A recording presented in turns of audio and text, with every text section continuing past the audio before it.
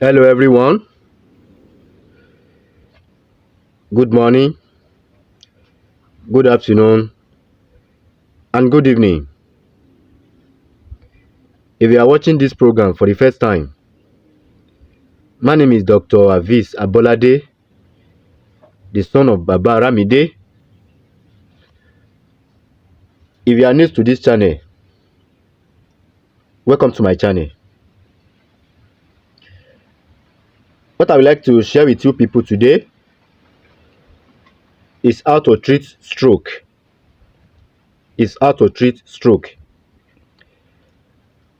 Ẹ káàbọ̀ nílé lóko ní ẹ̀yìn odi níbikíbi tí ọwọ́jà ètò yìí bá fẹ́ dé. Mo kí yín tẹ̀sọ́tẹ̀sọ́, mo kí yín ti ológun tológun. Tó bá pẹ́ yẹn ṣe ń wù mí ní ìgbà àkọ́kọ́ ni. Orúkọ mi ni Dr. Avis Abolade, ọmọ bàbá tó ń jẹ́ Arámidé nílùú Ìníṣà Òyèmọjọ, ọmọ akógbéórajó. Eléyìí tí mo mú wá fún wa lénìí, ó ní bí a ṣe lè tọ́jú ẹni tó bá ní àìsàn stroke. Àìsàn stroke yìí, gbogbo ẹni tó bá wà ní dùbúlẹ̀ àìsàn yìí, Ọlọ́run á gbé yín dìde láìpẹ́. Torí pé téèyàn bá wà níbi ẹni tí aláìsàn yìí bá wà, omi ẹkún á gbọ̀nyàn nígbà míì. Torí pé ọwọ́ tó ti ṣe é gbé tẹ́lẹ̀ ò ní ṣe é gbé mọ́. Ẹsẹ̀ tó ti ń ṣe é gbé tẹ́lẹ̀ kò ní ṣe é gbé mọ́. Àtèmi àti yín, atẹ́gùn burúkú ò ní fẹ́ lù wá, taya tọmọ tẹbí tará. A ní fàìsàn lògbà, a ní fòkùnrùn lògbà. Àìsàn yìí ó jẹ́ àìsàn burúkú, kì í tètè pa ni, ó máa ń fi èèyàn ṣe ẹ̀sín ni. Àtèmi àti yín, a ní ṣẹ̀sín taya tọmọ tẹbí tará. Wọ́n ti wá nínú ìpèníjà báyìí.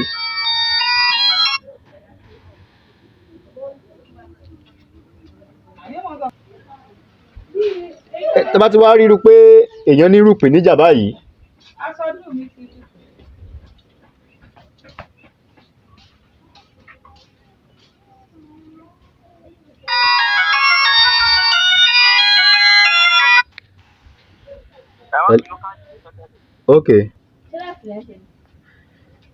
tẹ́ bá ti wá rí ẹni tó ní àìsàn rọpárọsẹ̀ yìí, táwọn olóyìnbó ń pè ní stroke,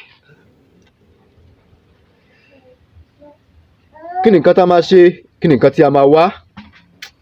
Àìsàn yìí, gẹ́gẹ́ bí mo ṣe sọ, àìsàn tó jẹ́ àìsàn burúkú ni. Atẹ́gùn burúkú ò ní kọlù wá. Mo ti sọ rí pé kò ṣẹ̀dìgbà tí ogun bá dé ká tó máa múra.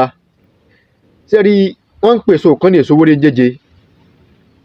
Àwọn kan ń pè ní ojú ẹyẹlé, àwọn kan ń pè ní ojú olóńgbò. Kódà a tún ń pè ní olúwèéje. Ẹ jẹ́ ká máa, ó kéré jù láàrin oṣù bíi 4 sí 5, ẹ jẹ́ ká máa lo èso yìí 11, ká máa mí ká tó jẹun, ká tó sọ̀rọ̀ sí èèyàn láàárọ̀ kùtùkùtù. Ó dáa o, a máa fi ń dènà àìsàn rọpárọsẹ̀ ni.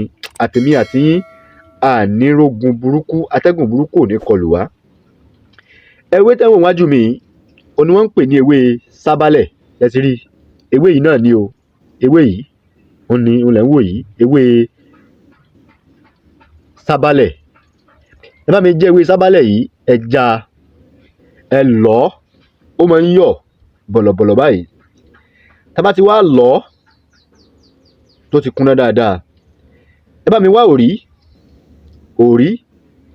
ẹ bá mi pò papọ̀ mọ́ òrí.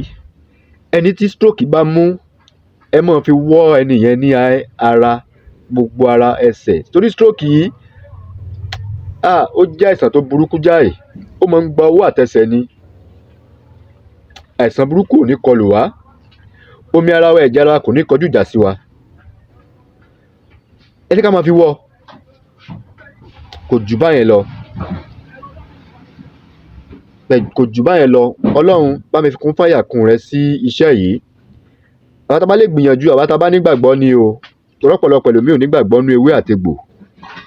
Àwa tá bá nígbàgbọ́, tá bá ní ẹni tí nǹkan yìí ń ṣe, ẹ dákun bá mi share ẹ̀ káàkiri, kó lè kálé kó ká oko, àìsàn ò ní fara ṣe bùgbé. Ẹ ká gbìyànjú iṣẹ́ yìí, ó kéré lójú o, àmọ́ oògùn ni. Ọlọ́run ò ní dà wá láàmú. Ojú tí ẹ fi ń wò mí ojú náà ò ní fọ́. Etí tí ẹ fi ń gbọ́ mi tí náà ò ní di. Mo kí gbogbo ẹ̀yin olólùfẹ́ mi pátápátá. Ẹ̀yin tẹ́ ń fún mi ní data, ẹ̀yin tẹ́ ń fún mi ní card, ẹ̀yin tẹ́ ń fún mi ní ẹ̀bùn lọ́lọ́kan òjọ̀kan. Mo dúpẹ́ lọ́wọ́ yín. Ẹ̀yin tẹ́ ń share program mi, àkàndùn ní mú yín lọ́wọ́. Porogodo ayé kò ní lù fún gbogbo wa jó o. In case of those that do not understand Yoruba language very well, if you are new to this channel, please consider to subscribe to my YouTube channel. My name is Dr. Aviz Abolade, the son of Baba Ramide. Welcome to my channel. Make sure you turn your notification bell. Whenever I upload to this channel, you'll be the first person to see my program. If you need more of my video, you are free to watch my previous video. You will see a lot of video that can help you for spiritual tips. What I would like to share with you people today is how to treat stroke. How to treat stroke. Go and look for this leaf. Yoruba call this leaf sabale. You see it? Go and look for this leaf. Yoruba call this leaf ewe sabale. Grind this leaf, grind it very well. Look for shea butter. Use shea butter to mix this leaf. Then use this balm to rub your leg, your hand. Use this thing to rub your body generally. Please don't forget to subscribe to this channel. Help me share this program. Drop your comment and like it. Thanks for watching. Please don't forget to subscribe. Bye.